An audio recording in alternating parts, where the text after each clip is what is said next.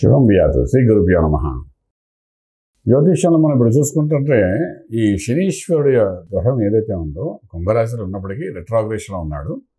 అంటే కొంచెం వక్రగతిలో ఉన్న శనీశ్వరుడు వక్రం ఉన్నప్పుడు భయంకరంగా కొంచెం స్ట్రాంగ్గా ఉంటాడు, స్ట్రెంగ్త్ ఎక్కువ ఉంటుంది, తను ఫోర్స్గా పనిచేస్తాడు. ఇవన్నీ జరుగుతుంటాయి. దాని ప్రభావం అనేది మనం ఆల్రెడీ గత 2 నెలల్లో చూస్తున్నాం.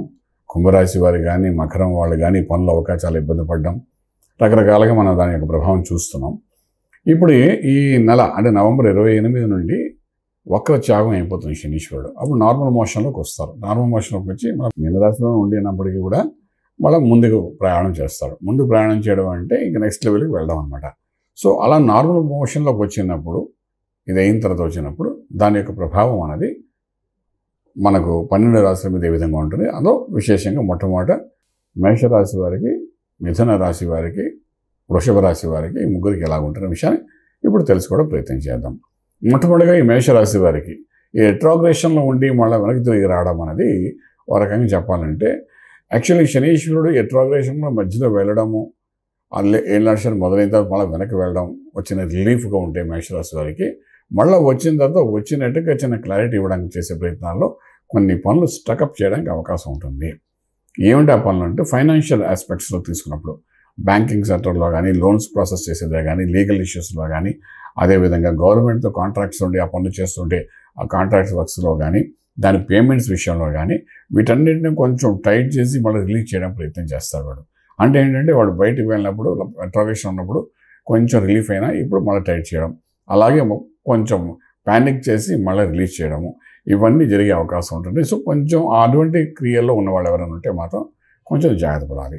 రెండవది ఏంటంటే, ప్రొఫెషనల్గా తీసుకునేటప్పుడు ఏంటంటే డిపార్ట్మెంట్, పోలీస్ డిపార్ట్మెంట్లో వర్క్ చేసేవాళ్ళని, గవర్నమెంట్ సెక్టర్లో కానీ, లేదా సెంట్రల్ గవర్నమెంట్ కానీ, లేదా బ్యాంకింగ్ సెక్టర్లో కానీ ఇందులో వర్క్ చేసేవాళ్ళకి ఏంటంటే కొన్ని ప్రమోషన్స్ ఏదైతే ఆగి ఉన్నాయో అవి మళ్ళీ రిలీజ్ అవ్వడానికి అవకాశాలు ఉంటాయి. అంటే వాళ్ళకి నెక్స్ట్ లెవెల్కి వెళ్ళడానికి ప్రమోషన్ కానీ, ఇంక్రిమెంట్స్ కానీ ఏమైనా ఉంటే అది మళ్ళీ కొంచెం రిలీఫ్ అవ్వడానికి అవకాశం ఉంటుంది. అలాగే కొన్ని కోర్టులు వ్యవహారాలు ఏమి ఉంటే అవన్నీ అవుట్ ఆఫ్ కోర్ట్ సెటిల్మెంట్స్ అవ్వడానికి అవకాశాలు ఉంటాయి. అలాగే కొన్ని లోన్ ప్రాసెసింగ్స్ ఉన్నాయి. అదేంటంటే హౌసింగ్ లోన్ అంటారు, లేకపోతే కన్స్ట్రక్షన్ లోన్స్ అంటారు, రకరకాల లోన్స్ తీసుకుంటారు. ప్రాజెక్ట్కి లోన్స్ తీసుకోవడం, ప్రాజెక్ట్ అంటే ఆ బిగ్ ప్రాజెక్ట్స్ 100 crores 200 crores అలాంటివి, వాటికి లోన్స్ కోసం ప్రయత్నం చేస్తారు బ్యాంక్ సెక్టర్ నుండి. అది రిలీజ్ అయ్యి కొంచెం కానీ ఇబ్బందికరంగా ఉంటే అది కొంత రిలీజ్ అవ్వడానికి అవకాశం ఉంటుంది. ఈ రకంగా కొంత పాజిటివ్నెస్ ఉంటుంది, కొంచెం నెగిటివ్నెస్ ఉంటుంది.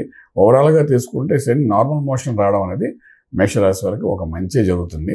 అలాగే వచ్చిన డబ్బు ఖర్చు కూడా అయిపోతుంది. ఇప్పుడు ఏమైనా డబ్బులు వచ్చాయి, ఏమైనా రిలీఫ్ అవ్వడం అనేది వేరు, మనకు ఆర్థికంగా బలం పెరగడం వేరు.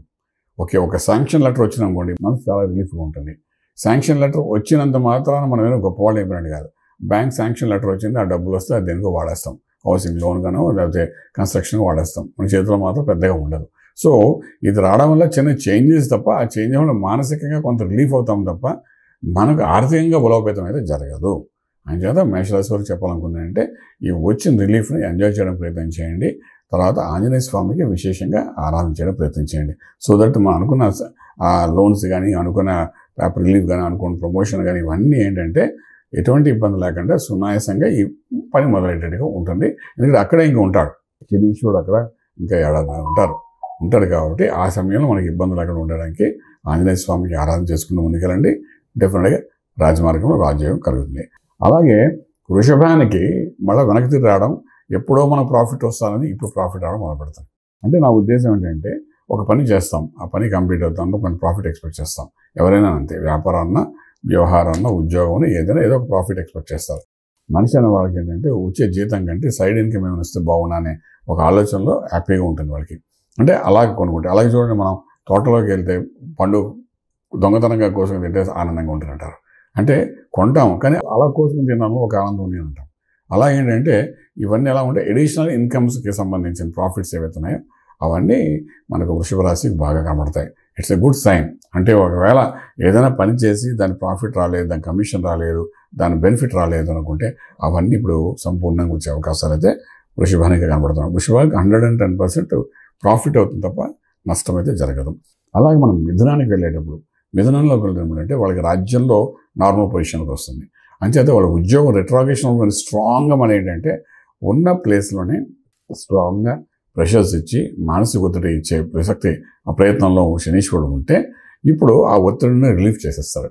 ఎంతలా రిలీఫ్ చేస్తారు అంటే అసలు మనకి ఎందుకు అంత ఆలోచించామా ఉద్యోగంలోని లేదంటే వ్యాపారంలో కానీ ఎందులో కానీ ఒక చిన్న ఇష్యూని ఒకసారి భూతద్దాల్లో చూసి దాన్ని పెద్ద ప్రెషర్గా తీసుకుని మీ హయ్యర్ అఫీషియల్స్ మీరు ప్రెషర్స్ ఇవ్వడము, తర్వాత చిన్న మిస్టేక్ ఉంటుంది కానీ దానికి పెనాల్టీ కట్టడము, పెనాల్టీ కట్టి మనమేమో ముందుకు వెళ్ళడము, లేదంటే చిన్న మిస్టేక్ వల్ల వ్యాపారంలోనే పెద్ద మాట పడి మనం దానికి వీలైతే నేను ఇచ్చుకుంటాను మీరు ఎందుకు కంగారు పడతారని అలాగండం, దీని అన్నిటికీ ఒక రిలీఫ్ ఇస్తుంది అన్నమాట రాజ్యంలో. ఎందుకంటే రెట్రోగ్రేషన్ నార్మల్గా వచ్చేసరికి ఏంటంటే మళ్ళీ మీ రాజ్యాన్ని కన్సిస్టెంట్గా కంటిన్యూస్గా ఏదో ఒక ఆదాయం ఇవ్వడానికి ప్రయత్నం చేస్తాడు మనకు మిథున రాశి వారికి.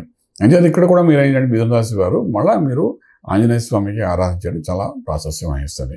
అలాగే వృషభం వాళ్ళు కూడా అంటే మేషం, వృషభం, మిథునం వీళ్ళ ముగ్గురు కూడా సంకట విమోచన జరిగి ఒక చిన్న యోగంలో తీసుకెళ్తాడు.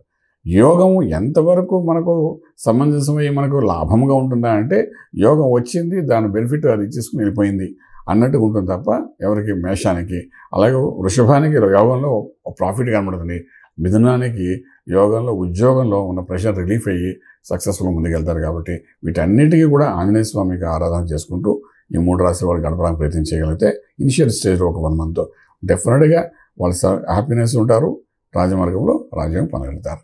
శుభం వ్యాధి.